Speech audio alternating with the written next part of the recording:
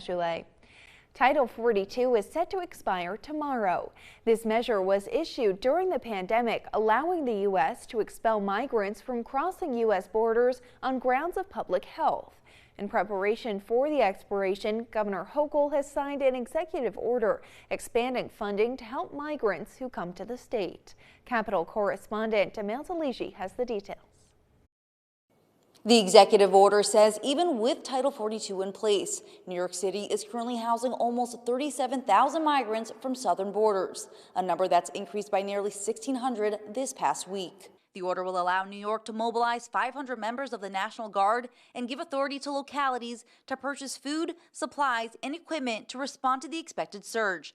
In a statement, Governor Hochul said in part, quote, "This executive order will be an important part of our coordinated response. I have spoken to Mayor Adams and county executives throughout New York as we work to address this situation. This past year, busloads of migrants from Texas and Florida have been sent to New York City. Mayor Adams has recently responded by planning to send some of those migrants to Orange and Rockland County, which comes with pushback from county executives. On Tuesday at the Capitol, Senate Majority Leader Andres Stewart-Cousins said New York is doing what it can to help, but the federal government must step up to the plate. This is not something that any individual municipality can manage on their own. Understand that we're dealing obviously with human beings and we need to be humane in the treatment as well. In this year's budget, the state has set aside $1 billion to help with asylum seekers being sent to the city. Here's a breakdown of those funds. $741 million for shelter cost, $162 million to support the National Guard presence, $137 million in health care through New York City Care,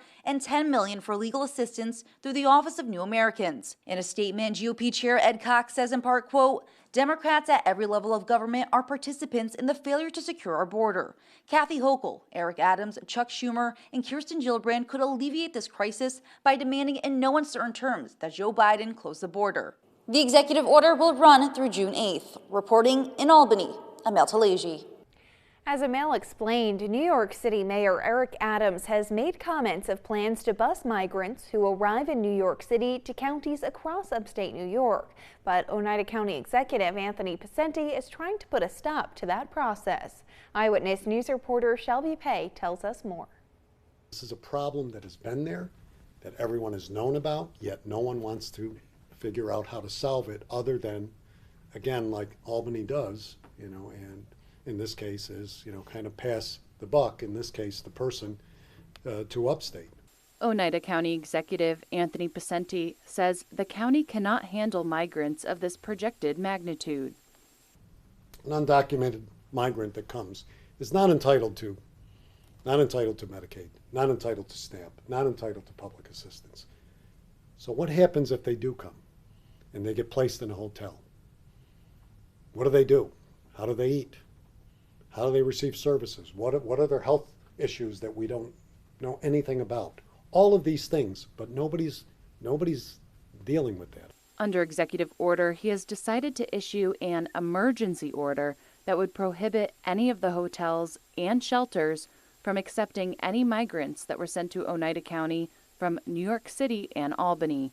And I will directly reach out to Mayor Adams' office and Mayor Adams himself and explain that we have the same issues. Looking at New York City, in which they're saying they cannot afford them and they do not have the capacity. Neither do we. And it's not about being cold-hearted. We are a warm-hearted community.